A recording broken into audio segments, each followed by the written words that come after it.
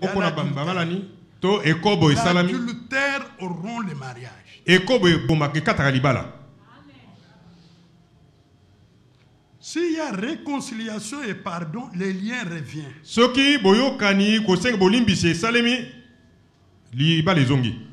Mais si vous la répudiez pour un autre motif,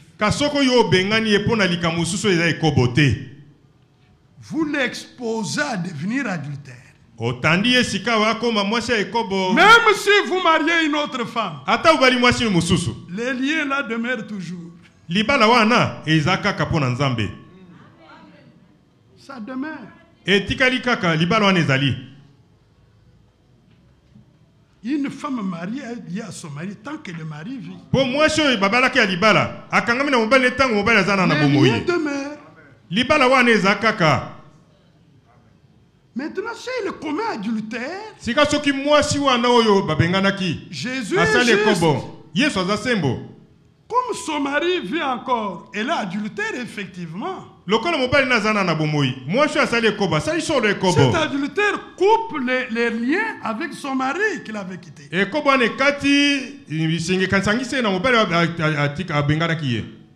Mais ce péché d'adultère sera compté à l'homme. Parce que cette femme n'avait pas la pensée d'aller avec un autre homme. C'est vous qui l'avez exposé. Dieu vous comptera l'adultère. Parce que Dieu est juste. Dieu est juste. Vous l'avez exposé. C'est ça le mot-clé. Tu l'as exposé. Maintenant, quand elle va rencontrer un homme, elle va commettre adultère, effectivement. Parce que son mari est en vie. Elle est liée à ses maris. Elle commet l'adultère. L'adultère là rompt les liens avec l'autre mari. La femme est coupable. Mais le juste juge va compter cela au mari qu'il avait répudié non pour l'adultère.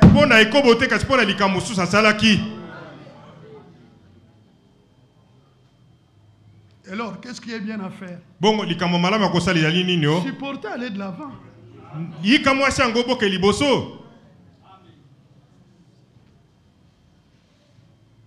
La parole est claire.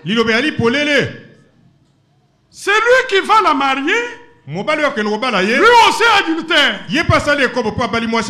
Mais il a été exposé aussi. Ce n'était pas la volonté de la femme de se donner à un autre homme. Et Dieu est juste. Est-ce que c'est clair dans tout ça? Alors qu'est-ce que nous voulons apprendre? Nous voulons apprendre une femme dans la maison de son mari, elle doit se donner à son mari. Elle ne doit pas refuser son mari. Catégoriquement, elle refuse.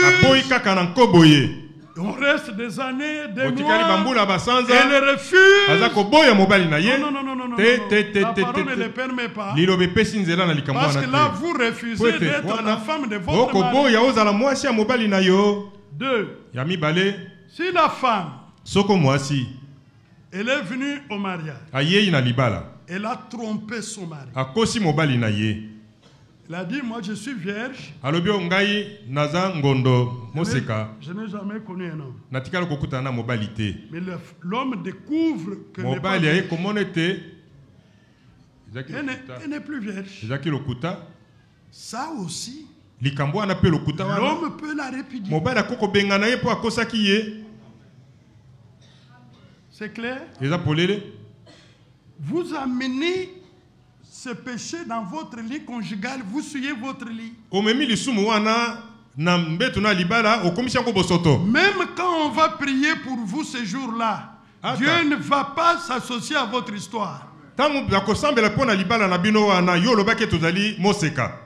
Nzoko kosaki nzamba kosangana likambo wana te akopambola bino te. Il y a un autre aspect, je ne sais pas entrer, on a des enfants ici. On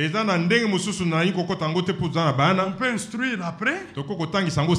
Voyez, ça, ce n'est pas bon. Quand l'homme et la femme se rencontrent pour la première fois, racontez vos choses. Il ne faut pas que l'homme découvre notre relation pendant que vous êtes mariés. Ça brise la confiance. Et l'amour est dévoré. Soyez sincères avec. Si vous avez trouvé grâce à ses yeux, elle va vous pardonner et vous prendre en mariage. Et si vous l'avez déjà prise en mariage, ne revenez plus sur la chose. C'est malhonnête. Vous avez dit j'ai pardonné. Après vous commencez à raconter partout. Le frère Branham, frère Franck, dit que c'est un péché contre la rédemption. Il y a l'irréconciliabilité et le manque de pardon. Mais vous avez déjà pardonné. Et vous commencez à faire la campagne. Dieu ne sera pas d'accord avec vous.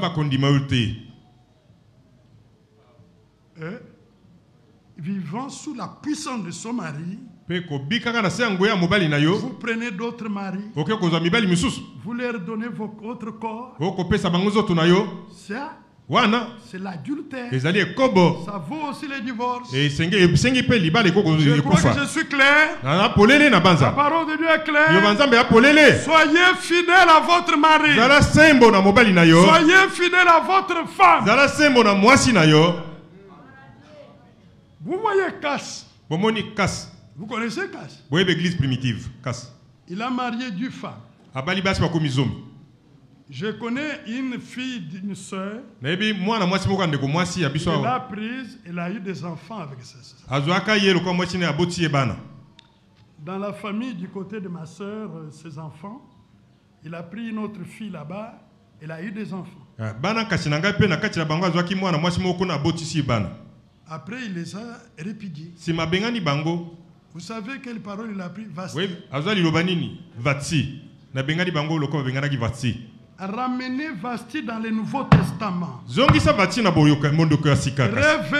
dans le Nouveau Testament. Est-ce que vous comprenez? Que ce soit Deutéronome 24. Il fallait répudier la femme pour n'importe quel motif. Et même le cas de Vasti, ça cause de la dureté du cœur. Mais dans la nouvelle alliance, nous avons un cœur nouveau qui peut pardonner. L'amour excuse tout. L'amour supporte tout. C'est de ça qu'il s'agit. C'est de ça qu'il s'agit. Alors, soyez positionnés. Nous avons prêché sur ce sujet autrefois. Ici, nous ne faisons que répéter. Nous ne faisons que répéter. Parce que si nous prenons un sujet dans l'Ancien Testament, Moïse, le prophète de Dieu, il était marié à sa femme, Séphora. Voilà, il est allé prendre une femme éthiopienne. Alors, on a murmuré. Vous dites, voilà, c'est biblique. Je vais aller prendre même une femme. Moïse, le prophète l'a fait. Dans tout ce qui est écrit dans la Bible, a été écrit pour notre instruction. Là, nous voyons ce qui est la volonté parfaite de Dieu et ce qui ne l'est pas. Dans la femme éthiopienne, ce n'est pas un modèle à prendre. Mais quand vous ramenez dans le plan de Dieu, Moïse était le type de Christ. Il devait aussi se tourner vers les païens pour avoir une épouse qui porte son nom.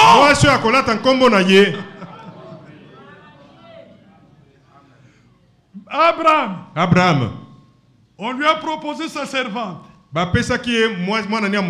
l'a eu pour femme. Ils ont eu Ismaël. Aujourd'hui dans le Nouveau Testament, ne dites pas moi, comme j'ai une bonne à la maison. Abraham l'a fait. Pourriez-vous vous taire, respecter Dieu et sa parole? Mais Abraham l'a fait, frère. C'est biblique. C'est biblique. Mais ce n'est pas le modèle à suivre. Ce n'est pas le modèle à suivre. Il faut suivre la volonté parfaite. D'ailleurs, Dieu est plus exigeant de nous que de l'ancienne alliance. Parce que nous avons ce que l'ancienne alliance n'avait pas. Un cœur nouveau. La nature divine. Qui pardonne. Elle est patiente. D'ailleurs, vous pouvez même avec votre femme, elle devient votre université. Dieu utilise même ses faiblesses pour vous briser, vous. Dieu